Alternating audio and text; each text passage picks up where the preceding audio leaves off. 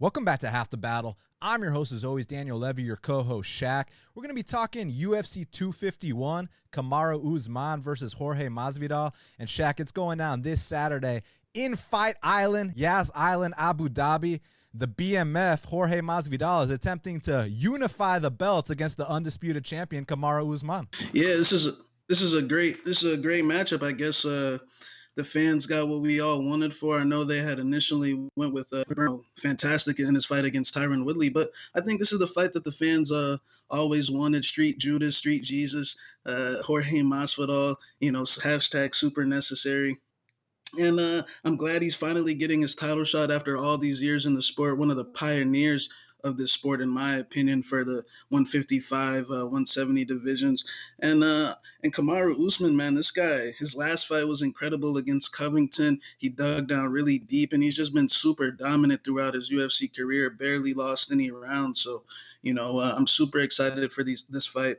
Both these guys got a big beef dating back to that Super Bowl weekend where Kamaru was recorded saying do something, and George is gonna get his opportunity to do something on Saturday, man. So I'm super excited, man. And this is such a great fight for a lot of reasons. Obviously, seeing a guy like Jorge Masvidal finally get his title shot is special in itself, but I heard an interview with Dustin Poirier, and Dustin said that Jorge Masvidal has been in camp this entire time. He was Dustin Poirier's main training partner for his fight versus Dan Hooker, and he was actually bringing in wrestlers this whole time, So Jorge Masvidal, I expect him to be in shape. This is not a guy coming off the couch. And not only that, Shaq, if he goes out there and beats Kamaru Usman on a week short notice, that would literally be one of the most epic title upsets since, I guess, Bisping versus Rockhold. It kind of has that feel to it in a way, Shaq. Yeah, like you said, Poirier said that Masvidal and him did about 5 weeks of sparring just together. So Masvidal's been training. So like you said, it's not your typical, week short notice off the couch. Masvidal's in somewhat good shape. So I'm super excited. And like you said, if he was able to win this, man, just the meteoric rise he would have been on in the last 2 years. I mean, I remember after he lost to Wonder Boy, a lot of people thought he was, probably gonna go down from there and just fade out. But man, he took that little break, and ever since that Till fight, man, he's been out here baptizing these fools, man. So, I got a somewhat root for my boy George. Man, it's gonna be epic. So we're gonna break down this card start to finish. But before we do, got to let them know that it is max bet season for me at bestfightpicks.com. So go to bestfightpicks.com, go to maxbetseason.com, and get our plays for this weekend's event. And Shaq, let's get right down to business, man, because first up in the bantamweight division, we got a matchup between Marcin Day, he's 9-3, and Davey Grant is 9-4. Currently, they got Marcin Day -170. The comeback on Davey Grant is +150. Well, Shaq, you got England versus Hawaii. And it's an interesting matchup because, look, Marcin Day came into the UFC with a lot of hype. They said he's this dynamic striker. And I see exactly what they're talking about, man. That fight against Ping Wan Liu, I thought he had a pretty good account of himself. And I didn't even remember that fight being controversial. But when I watched it, I was kind of like, man, Day low-key kind of won that fight. But I get it. It was in China. But he showed some good promise. He showed some things he can build off of. And I heard an interview with him. He said that the last 2 years he's been working, exclusively on his strength and conditioning, which I think is a great move because I was thinking maybe he's kind of small. Maybe the gas tank needs to be a little bit better. But this guy coming out here with, some serious improvements in that department, I think that's only going to aid him, a long way. And if you compare his Contender Series fight to his UFC debut, it's night and day, especially in the takedown defense realm. The balance he showed against Ping Wan Liu was very, very serious, and it seems like he's really been putting in work. And with Davey Grant, he's kind of known for his boxing for MMA, but, he will mix in takedowns from time to time. The submission defense isn't the best. He's kind of getting up there. That last fight with Popov was kind of 50-50. So I feel like the upside has to go to Marcin Day here. It's just about, has he, patched up all the holes in his game to where Davey Grant can't come out here and, mix in takedowns and kind of weasel the decision. But I don't see that happening, man. I think Marcin Day is going to be too dynamic for him, too fast for him, too athletic. And I think Marcin Day is going to beat up Davey Grant, Shaq. Into Davey Grant, seems like a tough guy, but you know, he kind of took a lot of time off a couple years back. I know he's got that win over Vera, beat him up, you know, pretty good back in the day. But since then, it's just been kind of hit or miss. You know, that Stasiak fight, he was kind of dominating, and then you know gets armbarred. And his fight with Popov is not UFC caliber in my opinion. You know, an old Thai guy that's just slow, and you know. Grant was able to edge it out. You know, I think Grant's days are numbered in the UFC. A very tough guy. I think this is a good spot for Day to come out here, style on him. And Day, you know, I like that he took this time off to build the strength and conditioning because he got out muscled against Pingwan. Pingwan was pushing him back at will, and he needs to stand his ground a little better. You know, he is a former flyweight, so he needs to get adjusted to this new weight class a little bit. And I think Davey Grant's the right guy. Davey Grant's his chin's a little shaky.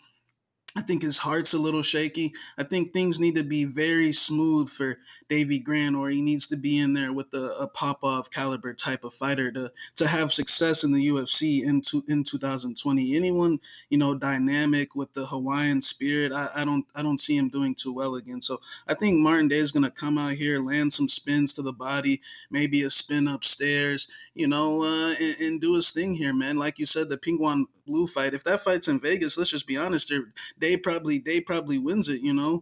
But hey, it's in China. You can't be.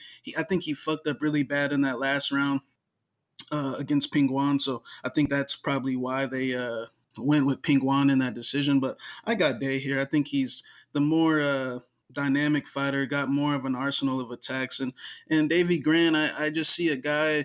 You know, I would say he's on his way out, but he is coming off a win. But I just don't see him. You know, I just don't see him. I don't want to say he's not tough because he is a tough guy, but I just think that his heart's in question and his chin's in question. Now, next up in the bantamweight division, we got a matchup between Karol Rosa, she's 12-3, and Vanessa Melo is 10-7. Currently, they got Karol Rosa minus 240. The comeback on Vanessa Melo is plus 200. Well, Shaq, this is an interesting fight because last time I saw Vanessa Melo fight, I said if she's ever given another opportunity in the UFC, she will be faded. But now they put her in there with Karol Rosa, and it's interesting because Karol Rosa went out there and had some serious output in her UFC debut, man. I mean, she went out there, and according to the numbers, I don't know if they're true, but according to the numbers, she landed like 176 significant strikes. She scored 125 DraftKings points. So she went out there and did her thing, and if that's the case here, she should come out here and win. It's just, do you think this is going to be like one of those, you know, back and forth split decision type fights, or should we stick to what we originally said, that if Melo gets another shot, she ain't exactly going to come out there and win? Yeah, you know, Rosa, I think she had a good showing against the chick she fought. I forget her name. Procopio. You know, I'm not. I'll just be honest. I'm not too high on Rosa. Like, you know, and I think Melo. You know, she had a tough two tough fights. You know, out the gate. You know, Irene Aldana, who's fighting in a number one contender match here very soon, and then Cortez, who I think is probably a future ranked fighter as well. And Karol Rosa, I think, like you said, she had some good boxing, but there was also some openings on the defensive side as well. I mean, she left her chin up in the air, but she was able to get away with it against a much smaller girl in Procopio. Melo is just average, basic Muay Thai fighter. I definitely favor Rosa. It's just, to lay that much on a girl who I think, her debut fight was also against, not bottom of the barrel, but just, these girls just aren't very good, and not very good in my opinion. I lean Rosa just because I think Melo is slow, a lot more plotty, not as loose. But I do think from a Melo side of things that this is an easier fight than the first two. I think the first two, she's just going to be at a disadvantage in those fights regardless. So I'm going to go with Rosa by, a tough decision. But I wouldn't be shocked if Melo won around. She's got some decent striking. She was touching up Cortez early on in that fight up until Cortez started using her wrestling skills. So we'll see what the case is. But Rosa, man, she comes from a good camp with Andrade and Priscilla and them. So I'm gonna take her for the win here. Look, in this matchup, I simply think it's a case where Karol Rosa has way too much output for Vanessa Melo, man. And I do agree with you that she does get hit a little bit too much for my liking and doesn't move her head. But, that camp over there with Andrade, they all do the same thing, man. Priscilla Cachoeira, all those fighters, they can give it, but they can take it too, and that's one thing that Karol Rosa needs to work on. She's got to move her head a little bit, but that's about the extent of it. In her losses in the regional scene, like I forgot who it was, the chick that submitted her in the first round. Let me check real quick. Was it Deanna Belbita who did that? No, Melissa Gatto, excuse me. In her fight with Melissa Gatto, basically what happened, she dominated Melissa Gatto. She was bullying Melissa Gatto, and one mistake, and she got caught with a sub, and it was almost a similar thing in her other submission loss. It was kind of more of a back and forth fight, but she had like a completely different approach in those fights than she did in her UFC debut. Her UFC debut was 15 straight minutes of standing and banging. And in those regional fights, she was actually actively shooting for takedowns. And while those people were able to capitalize on openings, I'm not entirely sure that Vanessa Melo is. So what I'm trying to say is that I think Karol Rosa has more paths to victory. I think she can outstrike her. I think she can take her down. So I'm going with the favorite, Karol Rosa, here to get this done. Now, next up in the flyweight division, we got a matchup between Raulian Paiva. He's 19-3, and Zhalgas Zhumagulov is 13-3. Currently, they got Raulian Paiva -175. The comeback on Zhalgas Zhumagulov is +155. Well, Shaq, I think you all know that I'm very high on Raulian Paiva. He's one of my favorite flyweight prospects. The guy is very, very tall for the weight class. He goes forward the entire time. He's an all-violence, all-action kind of fighter.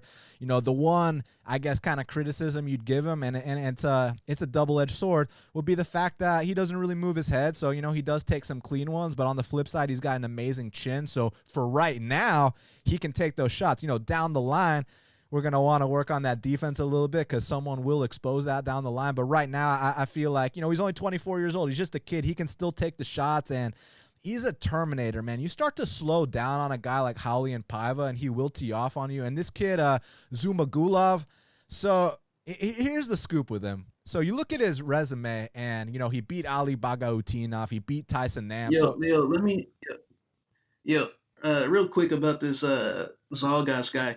Is it me, or did this motherfucker lose like half of those fights? It's not just you, bro. We're about to get into that. Like when you talk about a guy that can be bullied and that can be pushed back the entire fight, and a guy that if they had a strawweight division, he might compete there. The guy is tiny for 125 pounds, and every single fight I watch of him, he's being pushed back the entire time. He can easily be bullied. And against a guy like Paiva, who's one of the larger men in that weight class, I just don't see this being a good stylistic matchup for him. What Zhumagulov does is he's got a very watered-down version of the Russian style. He tries to do the Russian coast and this and that. And I think he might win some UFC fights. Look, if they matched him up with Tim Elliott, if they matched him up with Brandon Royval, who knows? I mean, look, Tim Elliott, I got him over Tim Elliott. Royval might be a close fight, but here against Paiva, man, I completely disagree with the opener, lining it a pick'em. And even right here, I still think Paiva could be a bigger favorite. So I think that UFC experience, that length, that tenacity, like I wrote it down in my notes, like, am I missing something with this Zhumagulov guy? Like, people are writing these articles saying he's their top prospect and he's the guy to watch. I don't really see it, man. So I'm going with my top prospect, which is Raulian Paiva. I think he beats this kid up, Shaq. Yeah, Zhalgas, man, he was super underwhelming to me. People had hyped him up as if he was like this big Russian star. I know he got some big wins over Bogatinov. Yeah, the ghost of Bogatinov. The Bogatinov without steroids. He's beat Tagir, who got signed as well, which was controversial to me. I honestly thought Tagir won that fight. I thought the Tyson Nam fight, I thought there's a case to be made that Tyson Nam won the last 3 rounds as well. I mean, he had him on the fence the entire time. This guy is Zhalgas, man.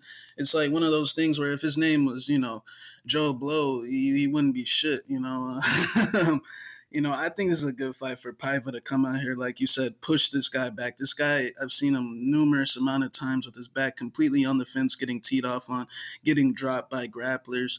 And this guy Paiva, man, you just got to give him more time to get comfortable. He kind of reminds me of a young, healthy James Vick. He's got the volume. He moves forward. Yeah, he leaves his chin sky high, but as for right now, until he starts taking, big KO type of blows, I think that he's fine in that department as well, especially in this matchup. Zhalgas is like you said, a watered down Russian coaster, basic style, moves back.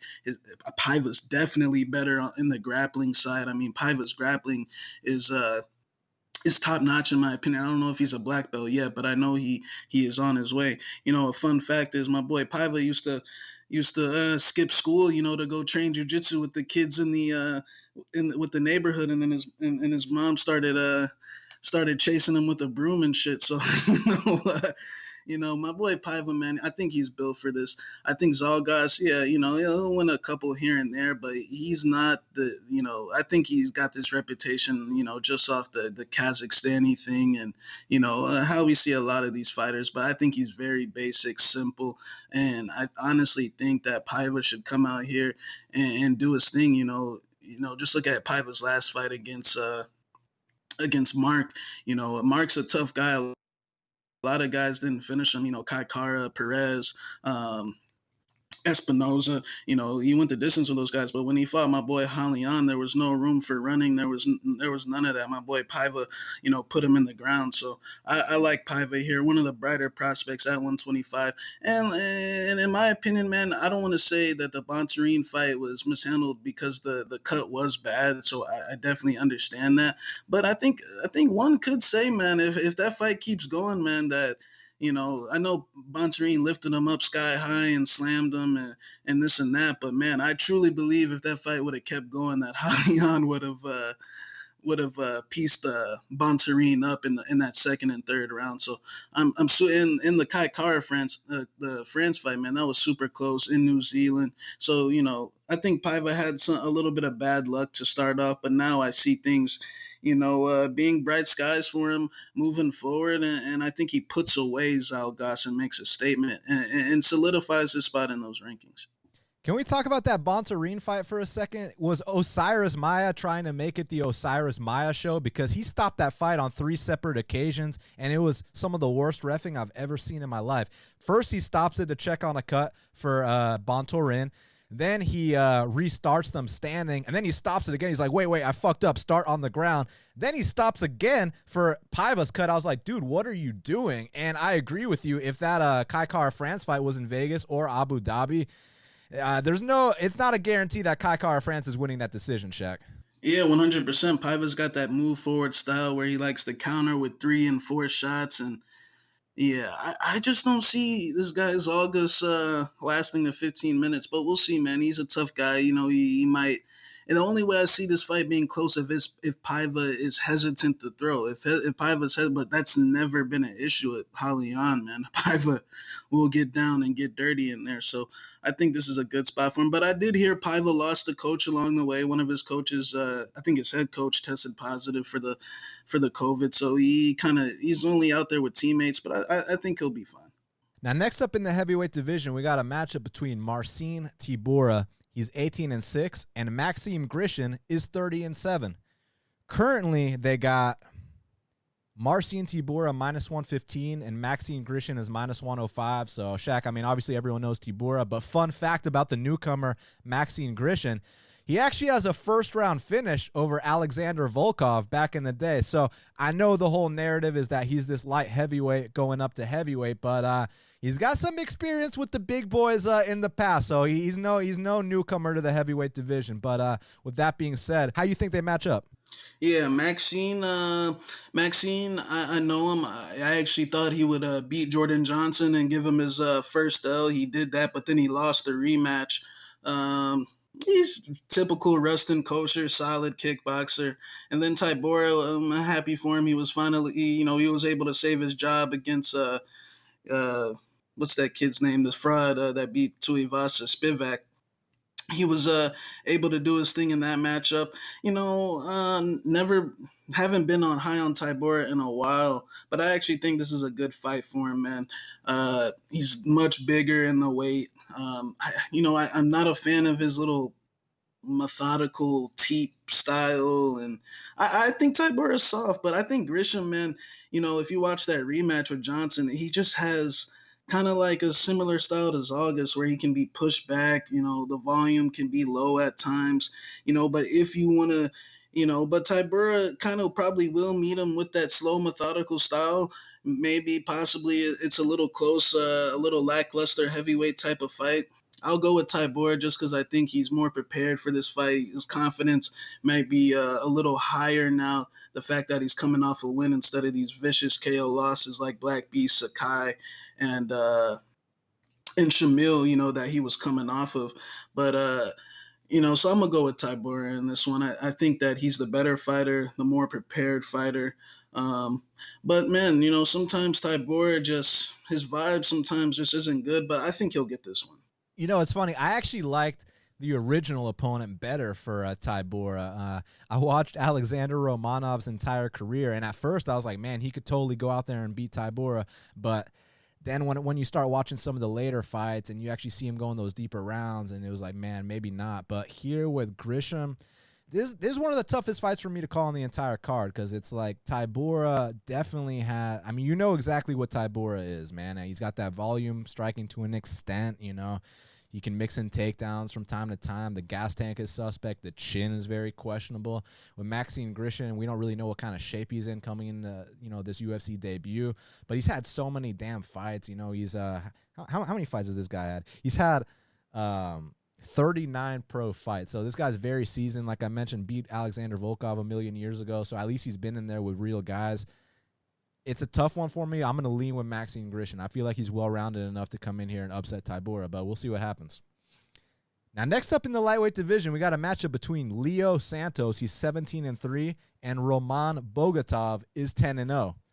Currently, they got Leo Santos minus 175. The comeback on Roman Bogatov is plus 155. I love this fight, Shaq.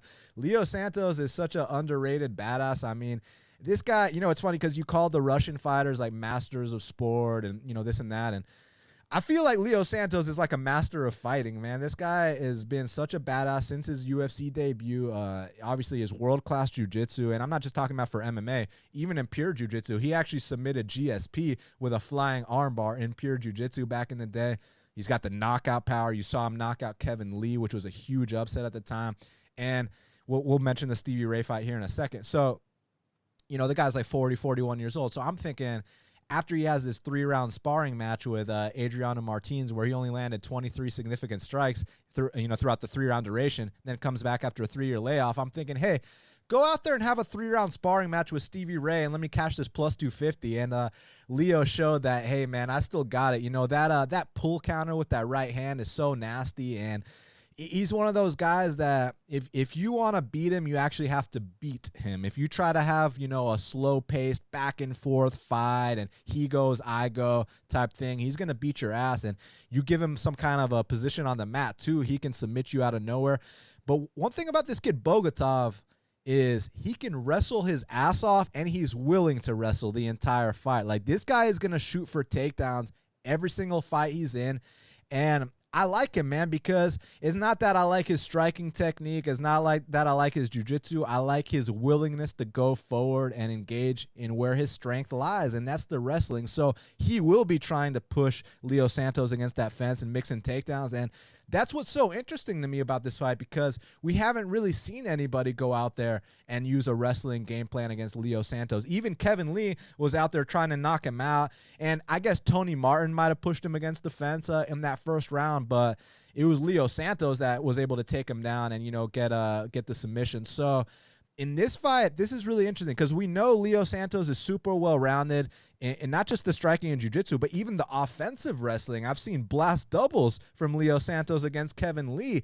The only area I haven't seen, Shaq, is the defensive wrestling. Now, I can make an assumption because, he's trained at Nova União his entire career, and they've always been historically known for their unbelievable takedown defense. So I would assume he's got good takedown defense, but I could also think that maybe, he's one of those guys that'll happily give up the takedown so he could start working his jiu-jitsu game. So that makes it interesting for me. I have to favor Leo just because of the experience. I think he's the more well-rounded guy, and I think he's a serious fighter. It's just I'm curious what happens if Roman can push that pace on him, mix in takedowns, push him against the fence, and kind of make the cardio start to come out, make him work. If Roman makes him work, I think it can be a really close, interesting fight. But if not, I see Leo potentially, capitalizing on an opening, submitting him, knocking him out, or winning the decision. Yeah, it's an interesting fight, man. I kind of underestimate Santos a lot just because he's always coming off these big layoffs, man. But and he's old, 40, north of 40 years old.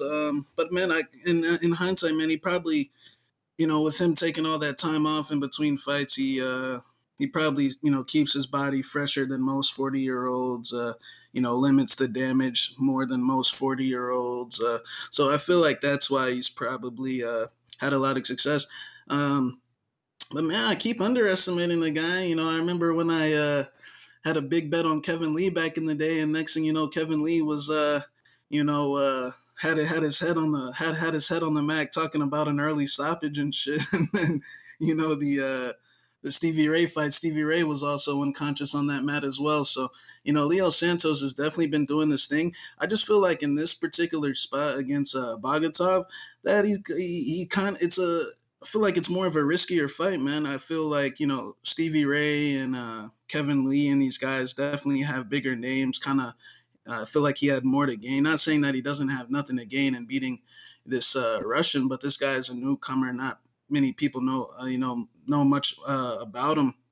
And like you said, he's got the basic, pressing, wrestling, clinch style, which is going to be tough to beat Leo Santos with. But, man, I always in the back of my mind, I'm like, man, how can this guy continue to compete at this level, knocking these guys out with these slip pull counters and, dusting Kevin Lee and just looking very impressive. So, yes, I lean Leo, but Bogatov, his style, man, that style, it might be boring. It might be, lackluster, but that style wins fights, man. If he can come out here, keep him pressed on the cage, be the aggressor a little bit, and, just keep him pressed on the cage. Maybe Leo has a little bit of an off night at 40 years old, and Bogatov's able to squeak out a decision. So I actually think, I don't want to say it's a dog or pass situation, but that's kind of more the side that, I think it is more right from a betting perspective, just because, Leo Santos,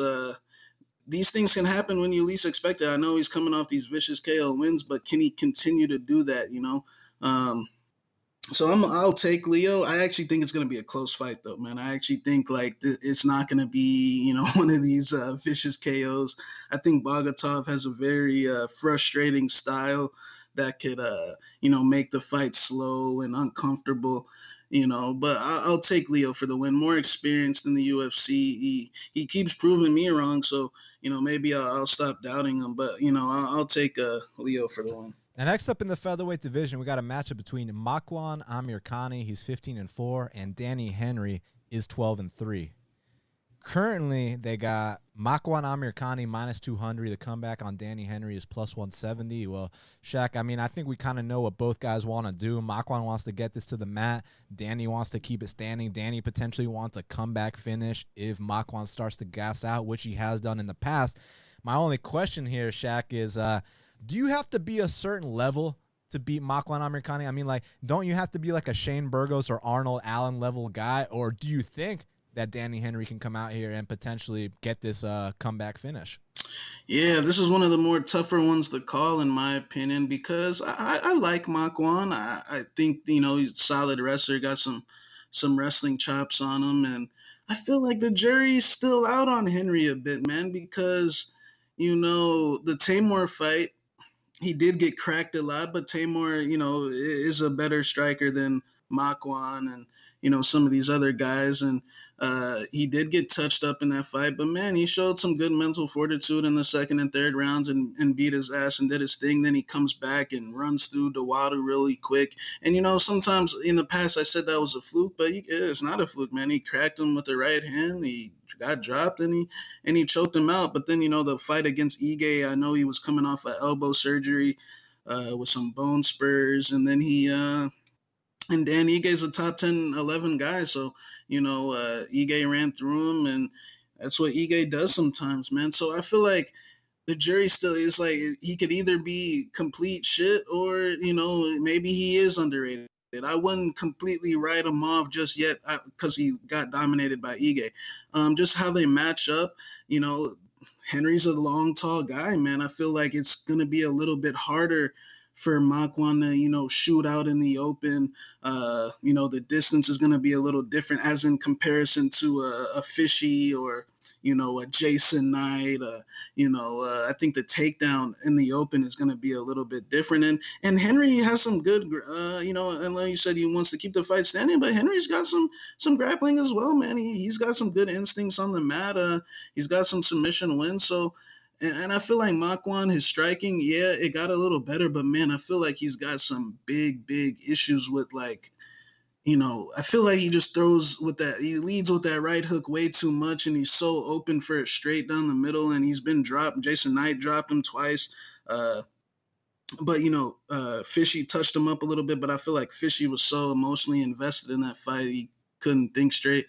And then, Shane Burgos fight, he finally got a taste of what that top 10 competition was like, man. So I feel like either Makwan comes back, more improved and, learned his lessons in that fight. And he did good in that first round. But, the whole notion that, he was ragdolling him, he was whooping Shane's ass, I think it's a little bit of a stretch. I think Shane kind of realized, okay, just let this kid burn himself out with these takedown attempts, these mat returns, and then I'll wail on him in the last 2 rounds, and that's exactly what happened. So skill-wise, I'm not that high on Makwan. I think he's got good wrestling, but I think his boxing has there's openings to capitalize. He's been dropped and hurt a few times in the UFC. I don't think he should be minus 200, man. I'll say it right now. I don't think he should be that high. And I think that people are kind of overestimating this loss against Ige on Henry's side. I do think Makwan is just slightly the better fighter, but from a betting perspective, I think his dogger passed, man. I think, in Henry's last fight, more people were on him in that Ige fight. I feel like Henry strikes best when people are going against him completely. When everyone's against him, I feel like he's one of those fighters that strike best that way. And Amirkhani, tough guy, man, but I just think I'm not as high on him as I was a year ago. I think he's got a good darts choke, some good grappling, but his striking just it worries me at times. Like I feel like there's just opportunities for him to get dropped, knocked out. But we'll see. Henry's not necessarily known for his punching power, but I'm interested to see how this plays. I want to see if Makwan can take him down at will. Who's going to get the better of the grappling? But I'll take Makwan by split decision. But from a betting perspective, Henry or pass. Yeah, look, Henry's very long for the weight class. I mean, you start to shoot on some takedowns and they're not set up. He can snatch up the neck. He's really basically known for his comeback finishes. I mean, the shitty Tamor was teeing off on him to a point, but he gassed himself out, and then Danny Henry was able to take over. So, I mean, something similar could happen here because Makwan just goes hard for that takedown, and he does have a bit of a gas tank issue in the late going. One fun fact, Makwan Amirkhani's landed a takedown in every single UFC fight he's had except the Andy Ogle fight, which was like a 9-second flying knee knockout. So aside from the 9-second flying knee knockout, he's landed a takedown every single time. And if he can take down guys like Shane Burgos and Arnold Allen, I definitely think he can take down Danny Henry. It's just what happens after that. Is he able to, ride out the top position, potentially submit him, or will, Henry make him work for everything and then eventually come back. So I lean with the favorite as well. I'm going to take Makwan Amirkhani to kind of grind this one out, potentially get a submission along the way. Now, next up in the welterweight division, we got a matchup between Elizeu Zaleski dos Santos, he's 22-6, and Muslim Salikhov is 16-2. Currently, they got Muslim Salikhov minus 135. The comeback on Elizeu Zaleski dos Santos is plus 115. So, Shaq, it was a pick'em, but some action's been coming in on Muslim Salikhov, and let's throw out some fun facts. So, Zaleski's undefeated against Russians in the UFC so far. He beat Omari Akhmedov by knockout. He beat Kunchenko, so now he's fighting his third Russian in the UFC, who brings a little bit of a different skill set to the table here. And, how do you feel about this matchup? You think Zaleski's going to try to stand and bang, or is he going to try to do the Curtis Millender game plan here? Yeah, very good matchup. Very good matchup. Like you said, they know about Elizeu down there in Dagestan and Russia. He took out two of their boys already, finished one of them. The last one, some people think it was controversial, very close fight. In Salikhov, man, this guy, ever since the Garcia stunt, man, he's been looking very good. I feel like the Garcia fight, his grappling just wasn't there yet. Every time they hit the clinch, the tie up, or on the mat, he just looked like he lost. He didn't know what to do. He just looked like he didn't have a ground game. So, and then his fights ever since then, guys have been striking with him. Ricky Rainey got knocked out. Nordine Taleb. I feel like they kind of brought him back down to that low-level competition. Ricky Rainey, that's not a UFC level guy, but Muslim treated him accordingly. Taleb was on the tail end, 40 years old. He did his thing there. And then Staropoli, man, he beat his ass start to finish, 30-26 on 2 cards. So Muslim Salikhov seems to be trending upwards, and Elizeu Zaleski, in my opinion, is kind of trending downwards, man. I feel like, a year ago he was looking great, knocking out Strickland, Akhmedov, Griffin, some very tough guys. And then, the Li Jingliang fight, he got his ass beat from start to finish, man. I mean, there was no other way to put it. And then, he comes back against Kunchenko. And I know Kunchenko's a Russian coaster, and it's hard to, pick his, read him very well just because he doesn't really give much to go off of. But it just didn't. It seemed like Elizeu was kind of trying to weasel a win out of there. You know what I'm saying? But hey, Kunchenko's 20-1, so I get it. But I do feel like maybe Elizeu it turned into an old Brazilian overnight. I mean, it happens. I mean, especially when you fight the way that he was fighting. I mean, in all those wins, like the Lyman Good fight and all those great performances, man, he took a lot of damage in those fights as well. So maybe he is on the decline a little bit. But as far as how they match up, I definitely feel like Elizeu's going to try to take him down, try to rush him. He's got an underrated double leg himself. And Salikhov's ground game hasn't been tested since the Alex Garcia fight. But, man, Salikhov's been looking real comfortable on the feet. I give him the edge on the feet, those spins to the body. And Elizeu does kind of duck his head down a lot, so he's got to be very, very careful. I feel like it's a closely matched fight. I don't feel like you can be too confident on either side. But I lean Salikhov. I feel like he's the better hands. Kicks are about even. Elizeu, I mean, he's also knocked out some guys with some spins as well. I know you remember when Sean Strickland was unconscious on that mat. So he's known, we got the capoeira versus the kung fu. I lean Salikhov just slightly. So he's going to be my pick to win. And I'm not going to say it's dog or pass because I do see Salikhov landing the harder shots. And I just feel like Elizeu's last 2 fights have kind of been like completely opposite of his first 8 or whatever they were. The first 8 were like madness, just exciting. He's going after these guys, but maybe Kunchenko, I know he's off 2 losses, but I feel like he is a tough opponent. But I'm gonna go with Salikhov. I feel like he'll get the better of the boxing exchanges, maybe get a knockdown.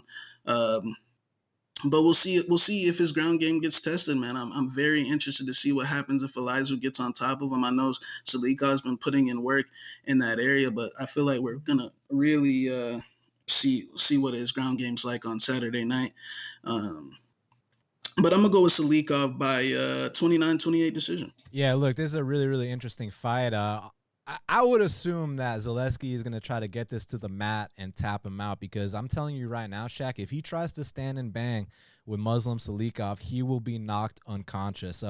Muslim Salikhov is too fast. He's too accurate. He's too powerful for Elizeu Zaleski standing. And, you know, going into that Kunchenko fight, we thought it was going to be a close fight, but, you know, the whole thing was Kunchenko's a little slow. Kunchenko always takes the first round off, you know, this and that. And there were moments there where I saw the openings where Muslim Salikhov can go out there and knock him out. I mean, Kunchenko was getting off on some big strikes, arguably won the second and third. He kind of fucked it up with that takedown in the last 30 seconds. But, man, if that wasn't in Brazil, there's a chance that Kunchenko could have got his arm raised. But more importantly than who you scored it for, I agree with your point that Zaleski has not looked the same as last two fights. And, you know, more importantly than that, maybe we overrated him a bit, because, like, even in, like, that Luigi Vendramini fight, I mean, he got his back taken in a fully locked-in rear naked choke in that first round. He was able to survive against the newcomer, but I'm just saying, we've seen him in bad spots before, man.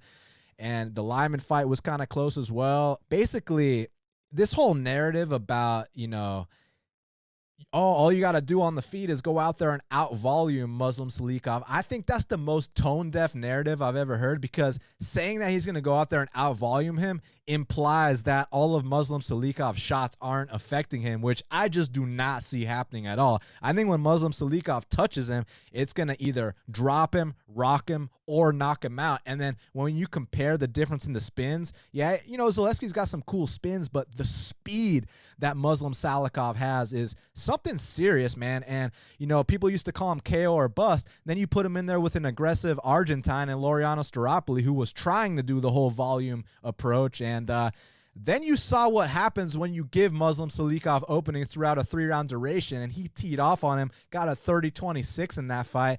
So, and also showed some improved takedown defense. So, you know, the difference between a guy like Muslim Salikhov and a guy like Curtis Millender is, you know, Curtis Millender thinks that, you know, training jiu-jitsu and rolling around with, you know, with guys on the mat is kind of, you know what, whereas Muslim Salikhov got tapped out, and then the next day he puts on his gi, he humbled himself and decided, hey, this is what I got to work on. Now he's training with all those Russians, and you know he's improving that part of his game. Look, if Zaleski takes his back, it's probably going to be over, but for Zaleski to get his back, that's a completely different story. So I do think Muslim Salikhov is going to knock him out, but if it happens to go to the judges' scorecards, no guy named Muslim is losing a judge's decision in Abu Dhabi. So I'm going with Muslim Salikhov here to defeat Elizeu Zaleski. Now, next up in the light heavyweight division, we got a matchup between Volkan Oezdemir. He's 17-4, and Jiri Prochazka is 26-3.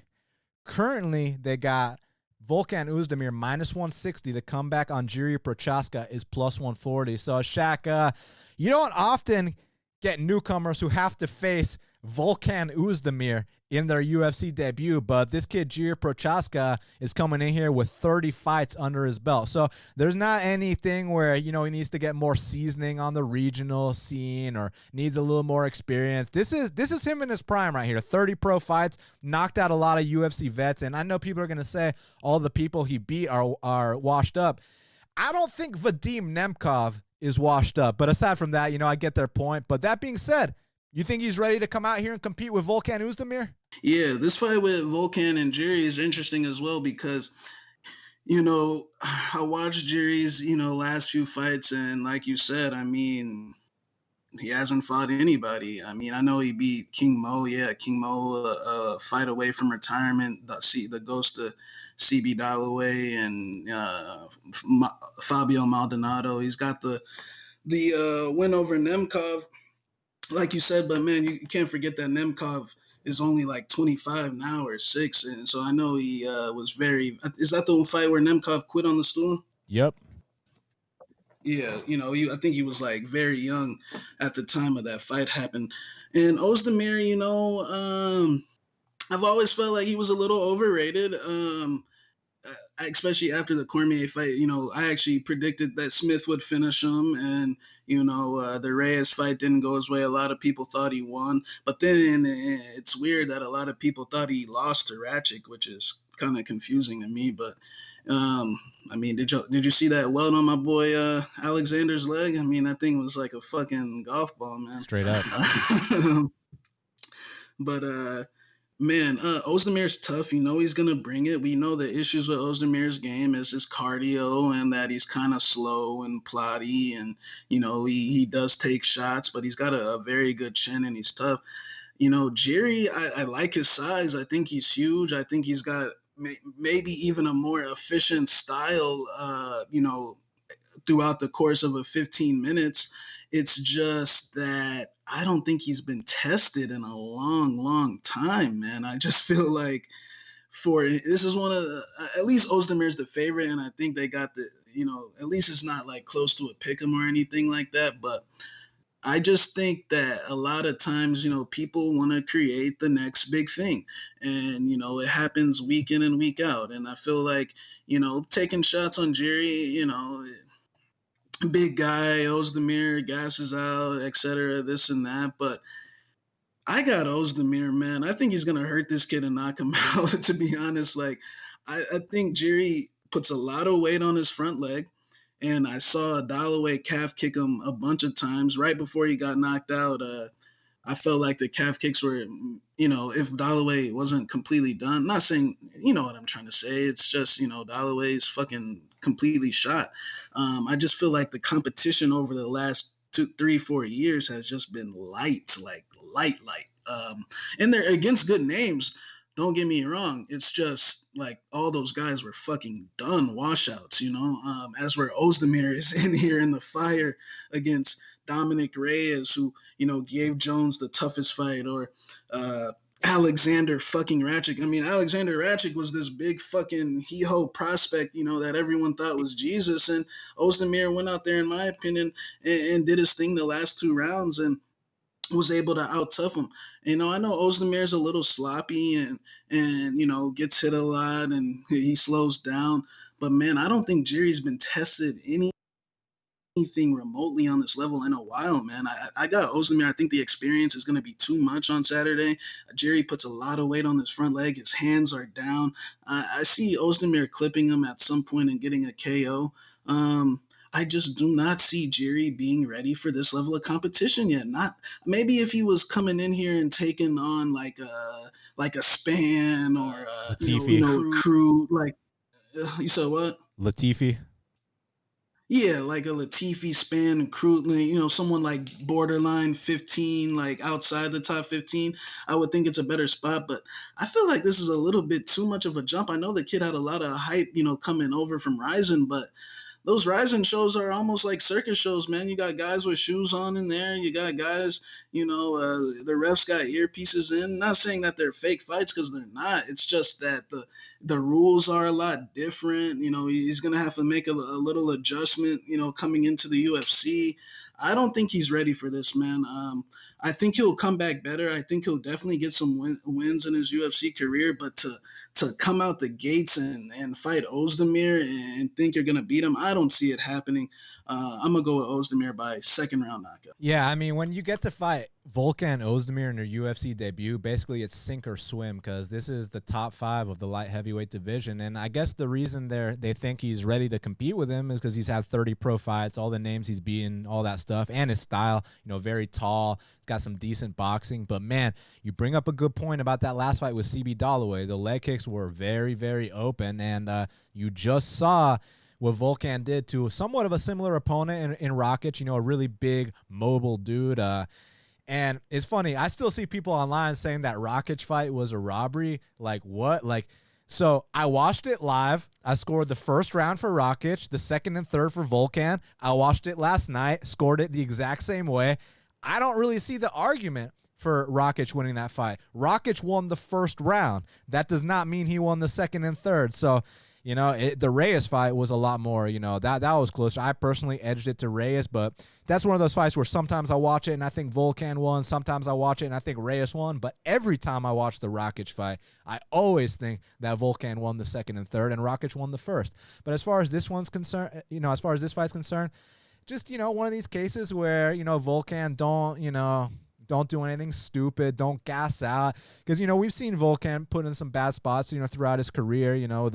The Kelly Anunson fight, the DC fight, the Anthony Smith fight. So, when things get kind of hard in there and you take his back, he will tap the mat. And one thing I'll give Jiri credit for is, the one time he got submitted, he went to sleep. Against King Mo when he lost the first time half a decade ago, he was teeing off on King Mo. He was beating King Mo so easily that he made a rookie mistake, rushed in, got too excited, got caught, but then he, destroyed him in the rematch. But, he's a tough guy. He's definitely earned his way to make it to this UFC call. No doubt about it. I just agree with you that, a Latifi would have been a more, suitable opponent for the debut, get him a nice highlight reel finish. But, hey, Mick and Sean think he's ready to swim with the Sharks right now. So I'm curious to see. Vegas lined it really close. I'm glad they opened Volkan the slight favorite, but let's see what happens. I'm leaning Volkan Oezdemir in this one. Now, next up in the flyweight division, we got a matchup between Amanda Ribas, she's 9-1, and Paige Vanzant is 8-4. Currently, they got Amanda Ribas -900. The comeback on Paige Vanzant is +600. So I'm going to be pretty quick on this one, Shaq. So a lot of people are hitting me up saying, like, should I take a shot on Paige Vanzant? Is this a dog or pass situation? No, this is not a dog or pass situation. Basically, this is a situation where this is the last fight of Paige Vanzant's contract. They're not going to re-sign her. They're done with her bullshit. Let's give one of our top prospects in this division a highlight reel win on the first fight of pay-per-view and build up Amanda Ribas after this. Amanda Ribas has her covered everywhere the fight goes.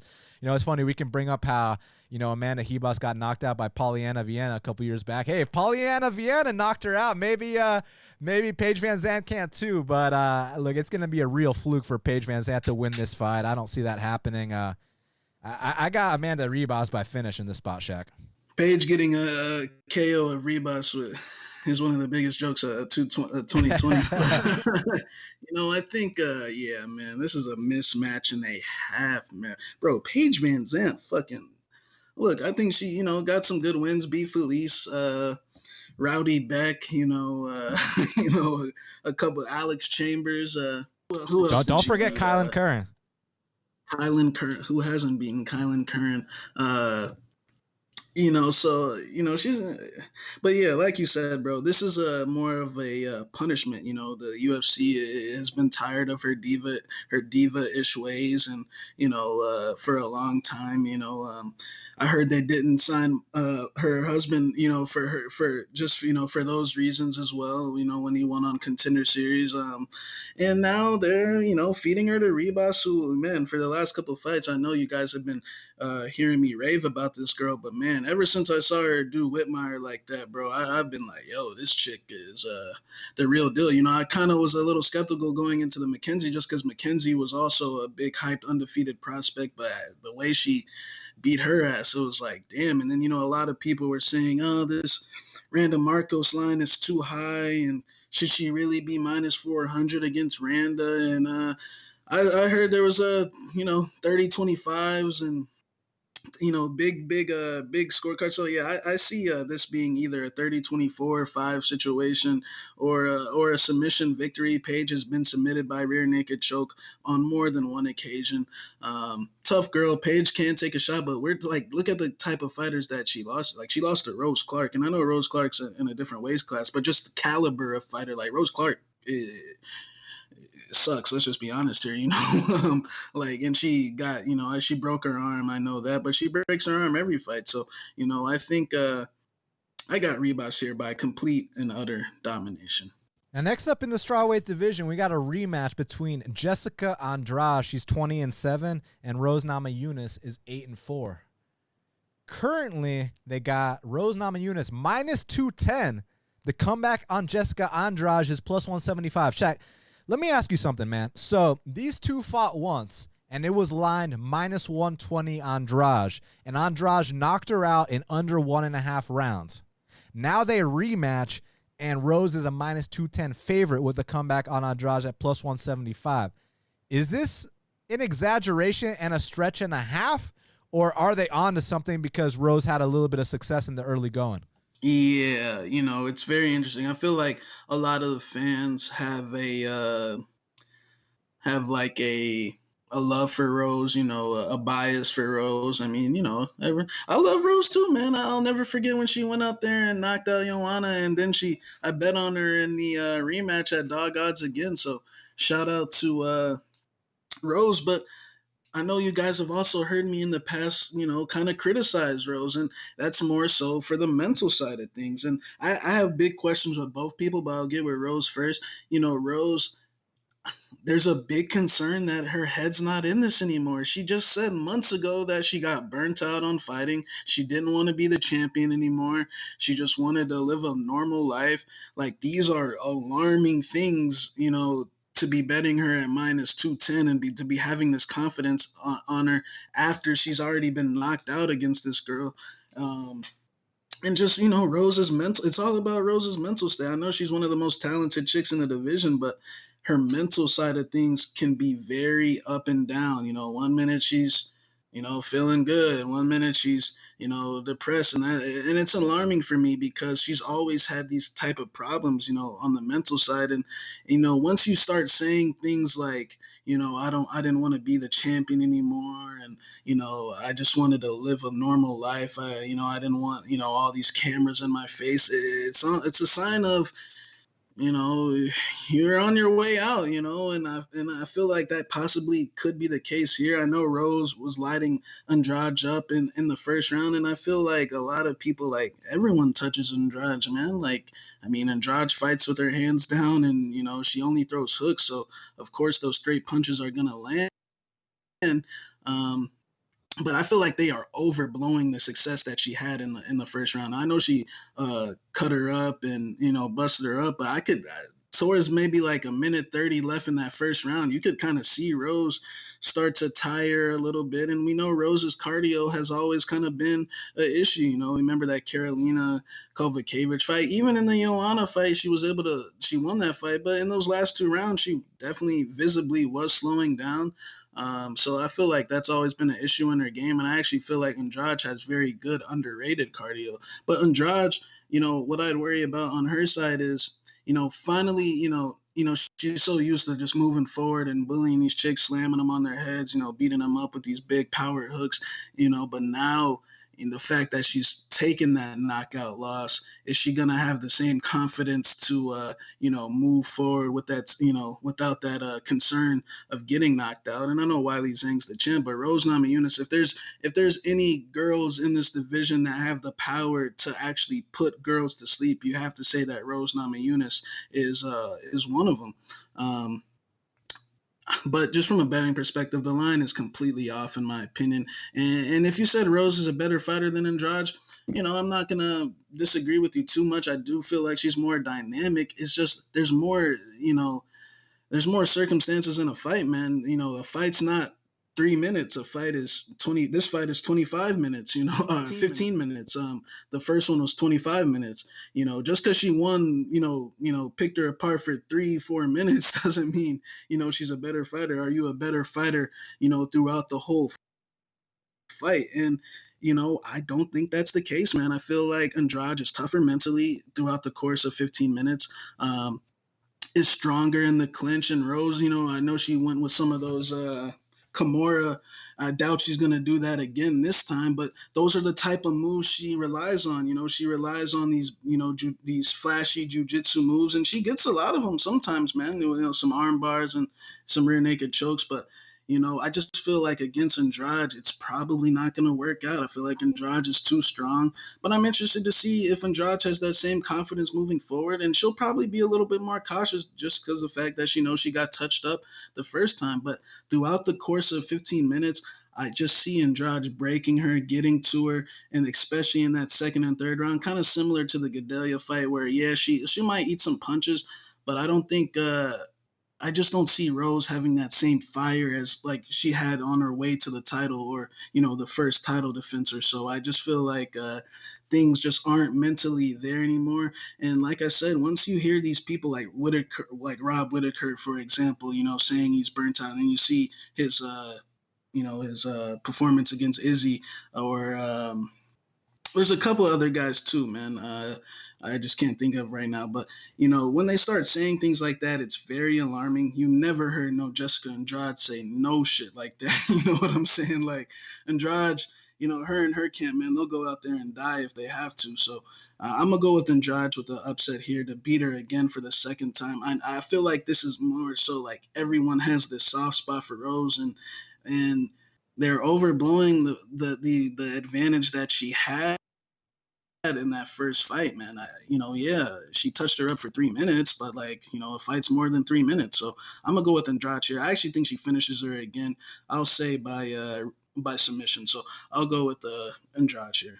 It's funny because that first fight with Andrade and Rose, had it not ended via the slam, I think Andrade would have won a decision. It kind of reminds me of, do you remember when we bet on Carolina at plus 215 odds against Rose Namajunas in Atlanta, Georgia at UFC 201? And the first round was like the same thing as the first round here with Andrade. The first round, Rose Namajunas was boxing her up. She looked amazing in the first round versus Carolina too.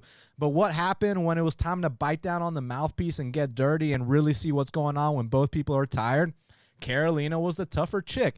Andrade is the tougher chick. My only concern here with Andrade is that there's a chance her chin has been cracked, because she was getting pieced up that first fight, and then the next fight against Wiley, she got knocked out. So, maybe her chin's kind of, cracked a little bit, even in some of these other fights, like the Claudia fight, the first round, or the first round against Tisha. She does get touched up. But if she doesn't go down, if Andrade doesn't get knocked out in this first round, she's going to just overwhelm Rose with the pace, with the aggression, and with the power, with the takedowns. And it doesn't have to be a slam KO. She can mix in takedowns, keep top control. Once Rose starts to slow down, that's where Andrade is going to have the opportunity and the window to go after it. And Rose didn't do this camp in Denver in the crazy elevation with Coach Trevor Whitman. She did this one with Coach Nelson in Minnesota. So I see Andrade having success here. And regardless of how I see the fight going, I think this line's completely off. I think it's a big disrespect to Andrade, and you're putting serious chalk on someone who just retired and got slam KO'd in under 1.5 rounds, who was an underdog the first time. I disagree with this line. I'm going with Jessica Andrade for the upset. Now, next up for the vacant bantamweight title, we got a matchup between Piotr Yan, he's 14-1, and Jose Aldo Jr. is 28-6. Currently, they got Peter Yan minus 225. The comeback on Jose Aldo is plus 185. Shaq, this is interesting because before I watched any tape, I was thinking, I'm probably going to like Peter Yan for a big bet and all these things. And Peter Yan does have that aura about him. He definitely seems like a future champ, whether he wins it this Saturday or in the future. I mean, the guy's serious, his pace, his cardio. And one thing I like about him that people don't talk about is in that Uriah fight, so the first 2 minutes, he didn't even throw a strike, and he had Uriah biting on those feints so hard, Shaq, to a point where this guy's so calm in there, and you start to flinch against a guy like Piotr Yan. You start to show any kind of weakness on him, and, I mean, the guy will unload on you. My only thing with this matchup here, man, is that, Jose Aldo looked good in his bantamweight debut. Regardless of who you scored that fight for, Jose Aldo looked fucking good in that fight, man. And there's been some openings I've noticed in Peter Yan's game. I know people talk about that Rivera fight, and there's things I disagree with, and there's things I agree with. What I disagree with is everyone saying, Rivera was winning that fight until the knockdowns. No, he wasn't, okay? Had there not been knockdowns, Piotr Yan would have still won a decision. But that being said, it'd be crazy for me to overlook some of the openings I saw in that Jimmy Rivera fight. That Jimmy Rivera did catch him clean a couple times, and Jose Aldo hits like an absolute truck. And I'd actually go as far as saying that Jose Aldo is better than Piotr Yan everywhere except one big factor, and that's the cardio.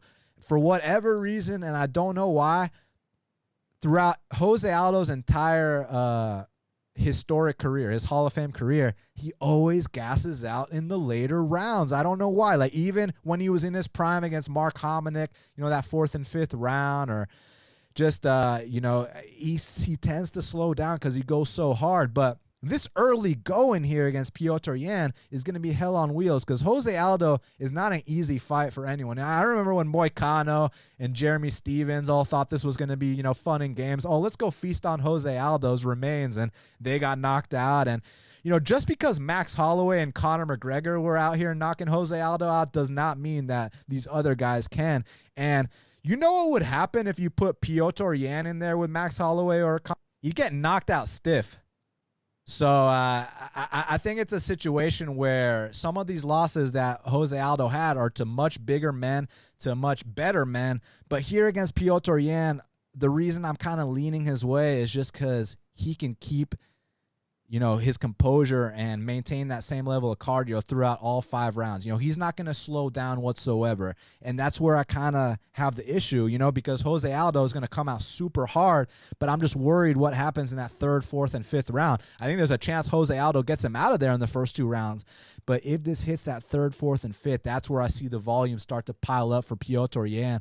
And I think he can come out here and either get a late finish or edge this one out. But man, I'm just saying, like, going into this pre-tape, I was thinking I was going to be super confident on Piotr Yan, but when I watched the tape, I'm not.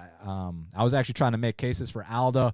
I'm leaning Piotr Yan, but I actually think it's going to be a really close fight, Shaq. Yeah, great fight, man. I'm glad they picked these two.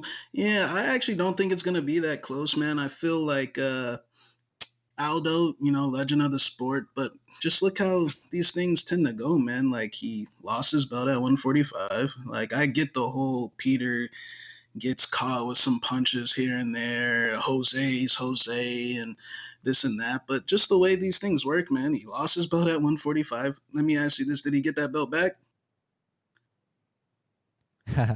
So it's funny. You know, they gifted him that belt back. Did he win it back in a fight? Exactly. No, he did not win it back in a fight. He was gifted his belt back. Wasn't the Frankie interim? It was an interim title? So basically, he got knocked out by Conor, then Conor vacated, and then they just promoted Jose back to champ. So him and Frankie didn't fight for an interim belt? I believe that was a title defense for Jose. If I'm not mistaken. Yeah. Okay. Yeah, you're right. Yeah, so, you know, he didn't win that belt back.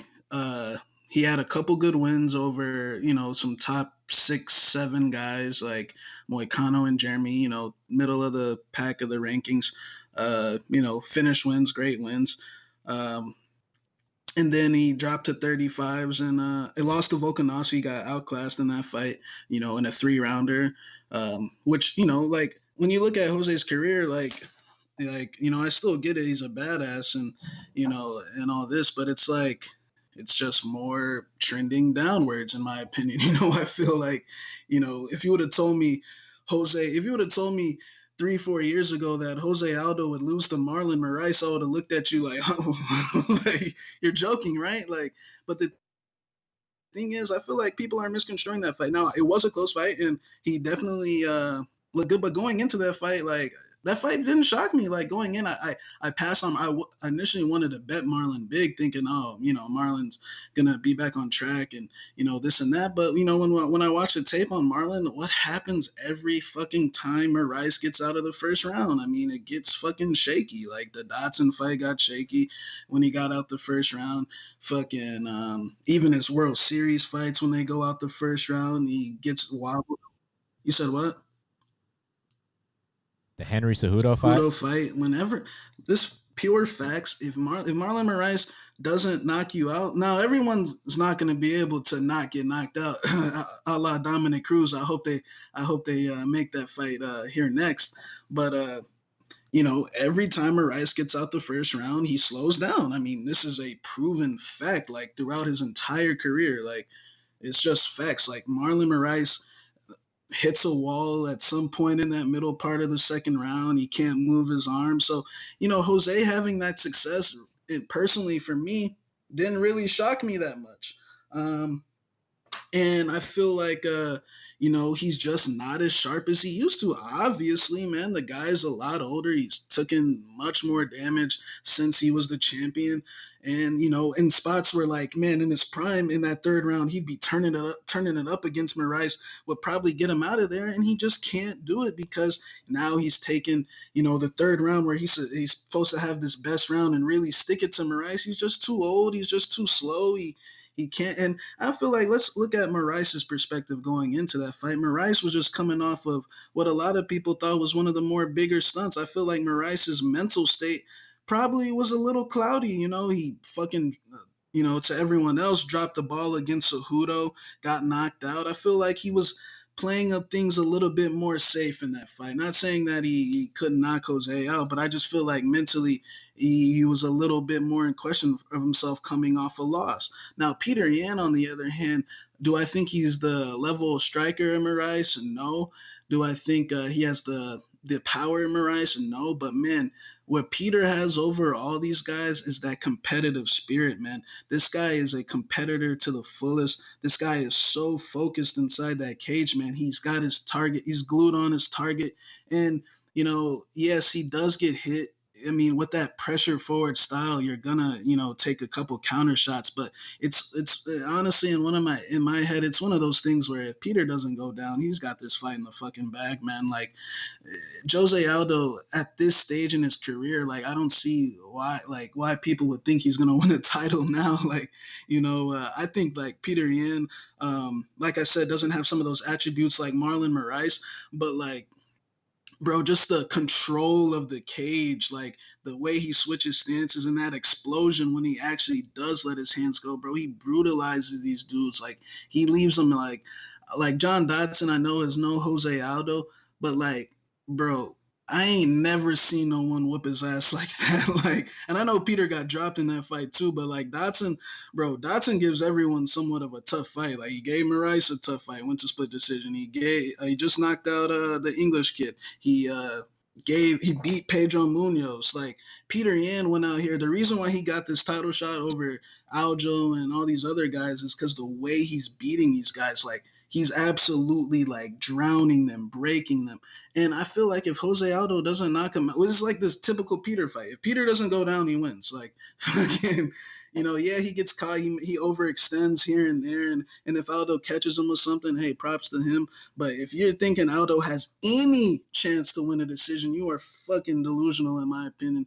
I think that, like, Peter Yan's too focused in there. I think that Jose Aldo's chin is deteriorating. I know he's cutting this weight, so he's a little bit more in shape.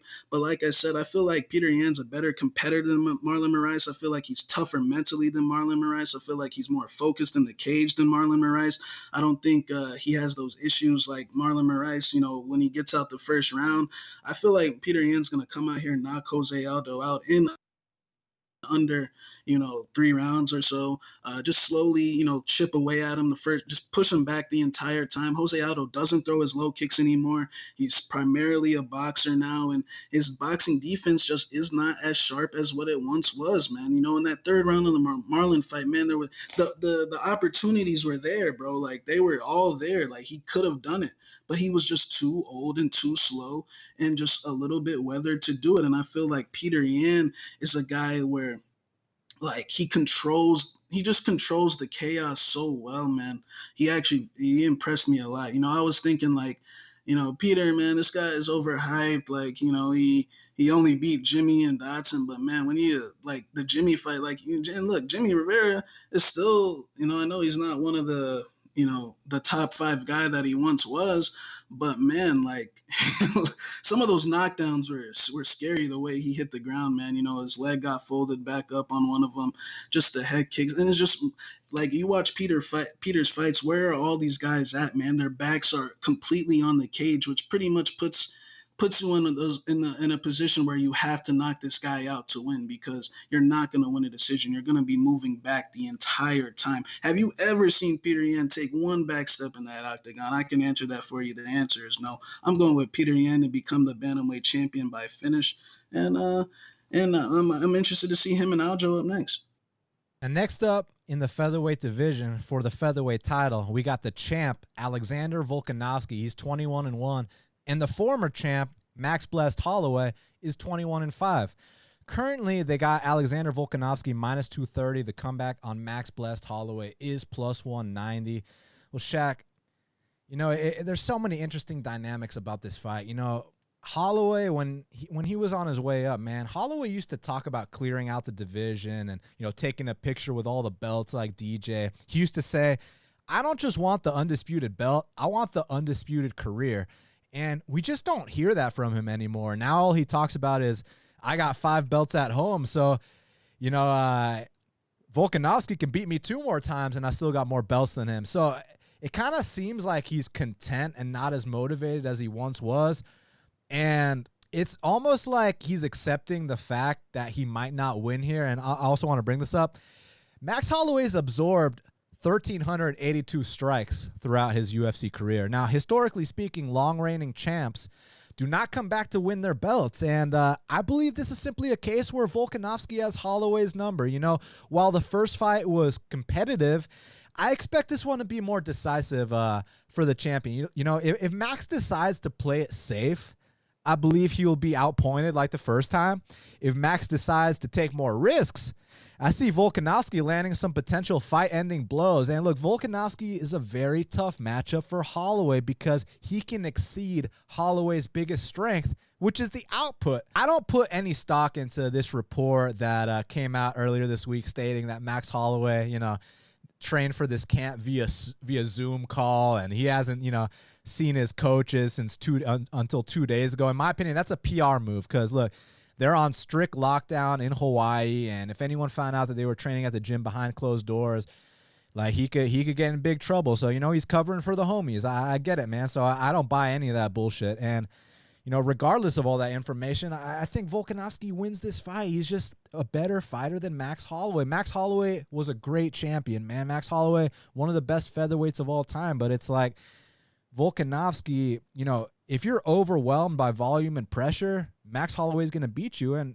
Volkanovski isn't. He's not phased. He's not bothered. He's got the cardio to go the full 5 rounds. And one of my favorite things about Volkanovski's game, we can talk about how strong he is. We can talk about the fact that he can mix in takedowns, the fact that he can strike so well, his knockout power, all that shit.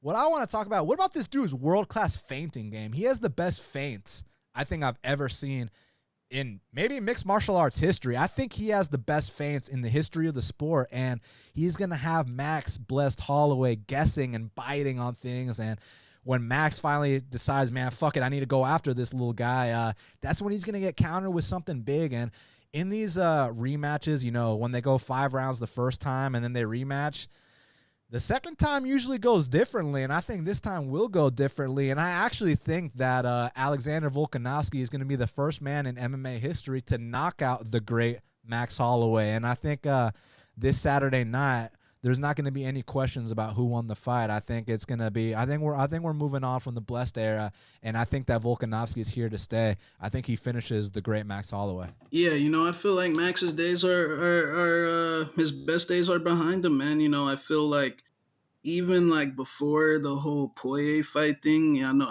everyone forgets that he was kind of having like these concussion issues, and like he had to be pulled out of a fight. What was it, the Khabib fight or the first Frankie matching? He had to be pulled out of that fight, had some concussion issues. But then I feel like everyone forgot about it after that legendary performance against Brian Ortega. Dan, you know what Brian Ortega is? Retired? A fraud. I'm just kidding. My boy Brian Ortega is gonna have to pay up here real soon. Just wait till my boy Zombie gets his hands on him. But yeah, I feel like everyone forgot about that and just automatically assumed he was gonna just stroll in the 55s and take out the diamond and get a belt. And I was there live, bro. I was seeing chunks fly up in the air. I was seeing, I said that night, bro, I don't know if Holloway's chin will ever be the same after you let a guy like Dustin touch it that many times. And what's so funny, man, is like Volkanovski said that, this is before the first fight, that he watched that fight with Dustin about 1,000 times, man. He said that he literally has been watching that fight. And going into the fight, what made me bet on him at Dog Money going into that fight was, he was like, I literally watched that fight 1,000 times and I know I have this. Like, he's saying like, I feel like Holloway had an aura over him where like he was unstoppable, he was unbeatable, and now the fact winning 13 fights in a row, now the fact that people have seen him get beat not once but twice since then, I feel like he doesn't have that aura anymore, and he's kind of struggling with it personally, man. Kind of like a lot of these champs. Look, I don't know how many times it's happened, but these guys that win so much at the rate of these guys, for example, like when Joanna lost her belt, I mean, she went complete delusional, like, it was my nutritionist, this and that. Like Holloway behind the scenes is going through a lot of shit, man. Like fucking, he doesn't have the same manager. Not that it matters that much, but like these are things like whoa, hold on, sorry. He left Brian Butler? Yeah, bro. Like he fucking left Brian Butler. Like, whoa, wait. Some shit must have gone down because like Brian Butler's Hawaiian. They had that like big relationship. Like they were boys. I don't know what happened, but actually somebody sent me some shit. I think he messaged Brian Butler and asking him about it, and like fucking Butler's response was like, he didn't like shit on him, but like he was just like ask him type shit. Like, so I was like, oh damn, like fucking. I think it's one of these typical cases where like the long reigning champ takes a L and just like doesn't know what to do with himself. Like kind of like Dominic Cruz. Like you hear some of the shit he's over here blaming losses on Keith Peterson and shit, or like. Man, there's been so many other examples, man. Or like Chris Weidman, like, I didn't really lose that fight. Like that's what Holloway's saying. Like he's like, the judges said I didn't win, so like, nah, bro, you got outclassed, bro. It's okay, like just bounce back. But ever since the Poirier fight, look at his subsequent fight against Frankie Edgar, like, bro. Look, all respect to Frankie Edgar, but if you were a legit 145er and you can't finish Frankie Edgar, I mean, look what T-City and Zombie went out there and did to him, bro. They went out there and treated him like like he was a fucking bro. People were asking me if Zombie fought a bum that night, like that. That's what people legitimately thought. You know what I'm saying? Like they were, they thought he was in there with a bum, and then. And the fact that Holloway was like just playing it safe and, not really opening up. And I kind of saw him freezing up whenever he got his chin touched. It kind of let me know right then and there, like, Volk is going to be the champ here, man. And that's exactly what happened. We saw in the first fight, the low kicks played a big factor. And it's one of those things, like you said, Volkanovski, I said that before he fought Aldo, man. This guy's point fighting is on point, and he went out there and outpointed Jose to a point where Jose touched him like one time. Jose couldn't even like get off on anything, bro. Like Jose was like, shit, man, like I can't get a gauge of this guy, and he got outclassed. So I feel like here Volkanovski is definitely going to retain this belt. Holloway's a little bit delusional right now. I feel like these guys are going to have an intense face-off. Well, maybe not because the Corona shit, but like fucking if the Corona shit wasn't here, I've noticed the shit talking has been amped up a little bit, these last couple of days, Volkanovski saying that Max is a sore loser, delusional, and a bit deranged, and Holloway saying, bro, why are you trying to? Holloway ain't sounding good, bro, in my opinion, man. But we'll see, man. Holloway's never been dropped, although he's taken all these shots. He's never actually hit the deck per se. So we'll see. We'll see if Volkanovski can be the first guy to do that. Those Hawaiian chins are somewhat legendary.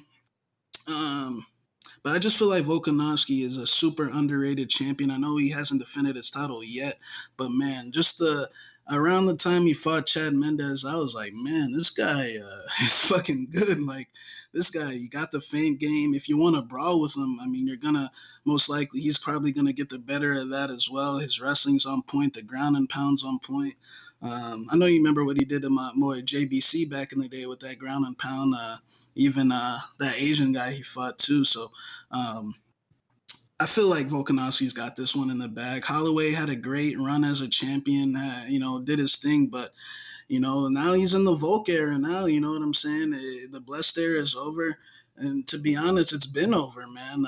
Just watch that fight with Frankie Edgar and tell me if that's the same Max Holloway that fought Jose Aldo and the first two times, and Lamas and Jeremy and all these guys, man. I feel it's one of those typical cases of, Holloway started out very young in this sport. He was in the UFC at like fucking 19, 20, like, and he's had a 10-year career, right? Like fucking this is, yeah, he was a champ. I feel like these are where things possibly start to go downhill, especially when you're like not acknowledging that you just got beat and he was the better man. When you keep saying shit like, oh, well, he even said it in the Poirier fight, well, the judges said I didn't win, so, I thought we had it, like, bro, there's no way in hell you could have possibly had it, like, fucking. But when you win that much, it's understandable. But I'm going with still Alexander Volkanovski. I think he's one of the most underrated champs. Main event of the evening for the welterweight title. We got the champion Kamaru Usman, 16-1, and the BMF, the challenger Jorge Masvidal, he's 35-13. Currently, they got Usman -265 and Masvidal +225. Shaq, look, obviously Usman's the favorite for a reason, and it is a short notice fight for Masvidal, even though he's a lifelong fighter, and according to Dustin, he's been training this entire time. I mean, is this just going to be a Kamaru Usman grind, or is this going to be like UFC 199 back when Bisping upset Rockhold on a week short notice and, achieved the career goal of becoming a UFC world champion, Shaq? Man, this is going to be a dogfight, man. This is going to be a dogfight because, I like Usman. Fucking Usman is fucking serious, man. Like, just his fucking pressure style. Like, he's just strong as fuck. Like, you have to knock him out to win, in my opinion. Like, he is a little bit chinny. Covington rocked him on more than one occasion. And George was on the record to say, like, bro, if Covington's rocking you, imagine what I'm going to do, but he doesn't have the wrestling like Covington.